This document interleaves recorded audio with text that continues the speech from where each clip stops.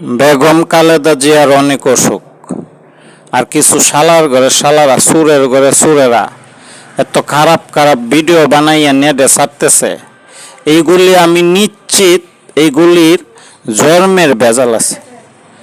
যদি না থাকতো তাহলে একটা মানুষের অসুখ দেখলে যদি বড় ধরনের সমস্যা হয় তার জন্য আল্লাহ রাব্বুল আলামিনের কাছে দোয়া চাইতে হয়।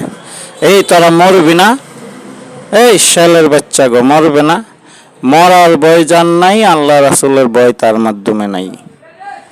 আজকে এখানে বিএনপির নেতা যারা দোয়ার ব্যবস্থা করেছে, জিকির করেছে, আমার দয়াল নবীর নামে দুরূদ হয়েছে, আল্লাহ রাব্বুল আলামিন আপনি বেগম খালেদা জিয়ার উপরে রহমত দান করেন।